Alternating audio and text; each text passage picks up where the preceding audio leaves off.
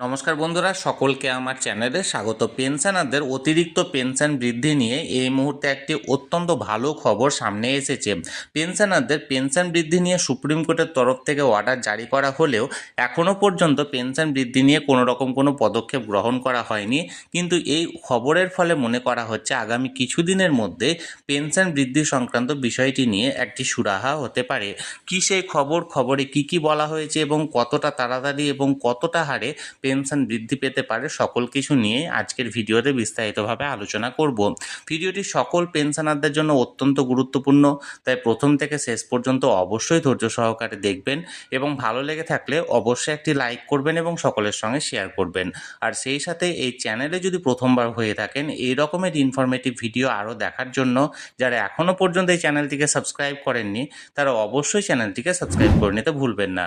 তাহলে চলুন পেনশনারদের পেনশন বৃদ্ধি সংক্রান্ত কোন খবর জারি করা হয়েছে সেই ব্যাপারে আমরা বিস্তারিত জেনে নিই। দেখুন, এই খবরটি জারি করা হয়েছে government of India, ministry of labour and employment, Rajya Sabha, আনস্টেয়ার্ড question number 2028। এখানে যে প্রশ্নগুলো করা হয়েছিল রাজ্যসভাতে সেই প্রশ্নগুলোর বিষয়ে এখানে বলা হয়েছে।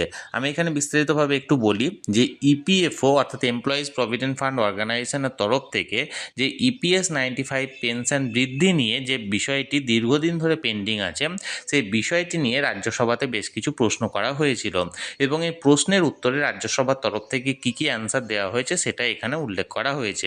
দেখুন, এখানে বলা হয়েছে ক্যালকুলেশন, এখানে মার্কিংটা করা হয়েছে হলুদ দিয়ে, আপনারা বুঝতে পারবেন।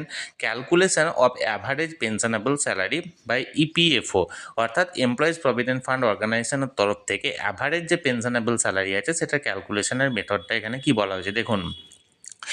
2028 Sri D. Raja, will the Minister of Labour and Employment be pleased to state, মানে মিনিস্ট্রি অফ লেবার অ্যান্ড এমপ্লয়মেন্টকে এখানে আবেদন করা হয়েছে যে এই বিষয়গুলির ওপর একটা এক নজরে এর বিষয়গুলিকে ইলাবোরেট করার জন্য, অর্থাৎ বিস্তারিতভাবে উল্লেখ করার জন্য। কি বিষয় দেখুন, নাম্বার 1 অর্থাৎ এতে বলা হয়েছে whether government has noticed discrimination in circular number pension এত অ্যামেন্ডমেন্ট এত date 23 March 2017 whereby employees provident fund organization অর্থাৎ EPFO has exempted employees provident fund অর্থাৎ EPF members who are drawing pensionable salary exceeding rupees 15,000 on or after September 1994 from getting benefit of higher option। 2017 23 মার্চের এই memo number বা amendment act অনুযায়ী গভর্নমেন্টের তরফ থেকে এটা উল্লেখ করা হয়েছিল যে ইপিএফ অর্থাৎ এমপ্লয়িজ প্রভিডেন্ট ফান্ডে যে সমস্ত সাবস্ক্রাইবার বা মেম্বাররা আছেন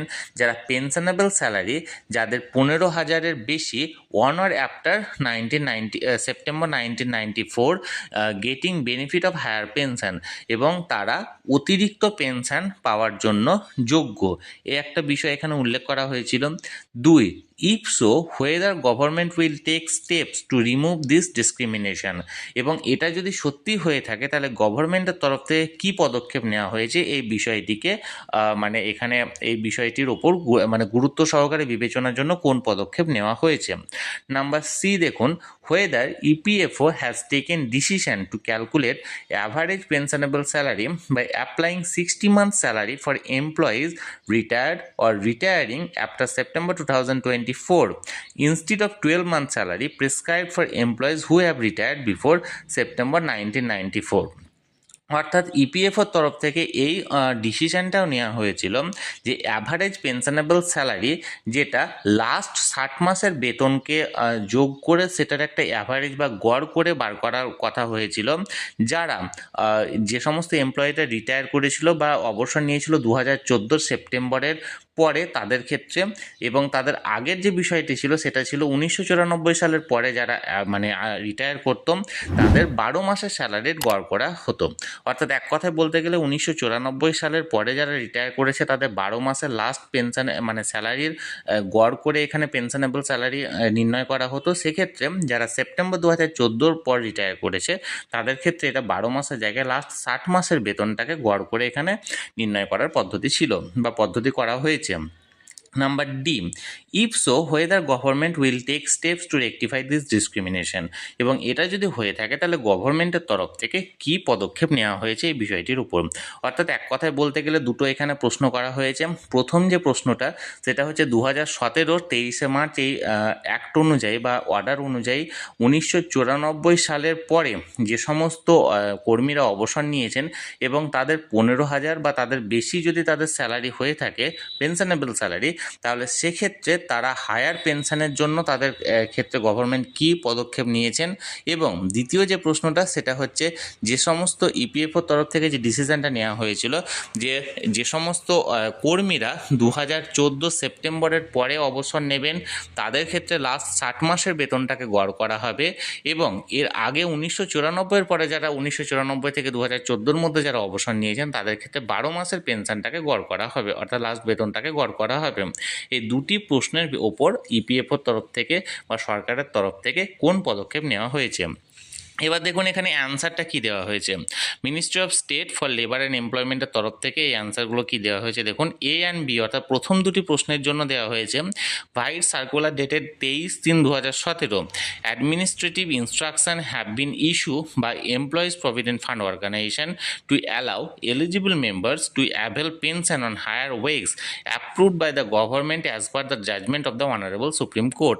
অর্থাৎ 23/3/2017 যে ইনস্ট্রাকশনটা বলা হয়েছে ইপিএফওর তরফ থেকে জাজমেন্ট অর্থাৎ সুপ্রিম কোর্টে যে জাজমেন্ট দেওয়া হয়েছে সেই জাজমেন্ট অনুযায়ী পদক্ষেপ নেওয়া হয়েছে। এবং সি এবং ডি অর্থাৎ লাস্ট দুটি প্রশ্নের জন্য বা লাস্ট প্রশ্নটার জন্য বলা হয়েছে প্যারা 11 of the employees provident fund scheme EPS 1995 has been amended by notification number এত date এত providing that the pensionable salary shall be the average monthly pay in the span of 60 months preceding the date of exit from the membership of the fund। এবং এক্ষেত্রে শেষ প্রশ্নের জন্য যে পদক্ষেপটা নেওয়া হয়েছে যে সেটা হলো অ্যাভারেজ যে মান্থলি পে সে যে কর্মীটা পেয়ে থাকেন 60 মাসের, সেটাকে 60 মাসের পেনশনটাকে মানে অ্যাভারেজ মাইনেটাকে গড় করে তাদের মেম্বারশিপটার অনুযায়ী ফান্ডে জমা করার এখানে পদক্ষেপ নেওয়া হয়েছে। তাহলে বন্ধুরা এক কথায় বলতে গেলে ইপিএফও অর্থাৎ এমপ্লয়িজ প্রভিডেন্ট ফান্ড অর্গানাইজেশনের তরফ থেকে যে EPS 95 পেনশন আছেন সেই পেনশন যে সমস্ত পেনশনাররা পেয়ে থাকেন তাদের ন্যূনতম পেনশন বৃদ্ধি নিয়ে 2022 সালের নভেম্বর মাসে সুপ্রিম কোর্টের তরফ থেকে একটি রায় বা জাজমেন্ট প্রদান করা হয়।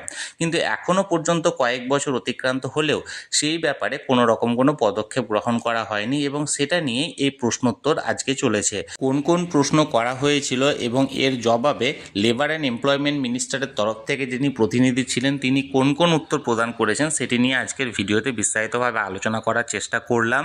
এই নিয়ে যদি আপনাদের কোনো রকম কোনো প্রশ্ন থাকে অবশ্যই কমেন্ট করুন, আর এই ভিডিওটি ভালো লেগে থাকলে অবশ্যই একটি লাইক করুন এবং সকলের সঙ্গে শেয়ার করুন।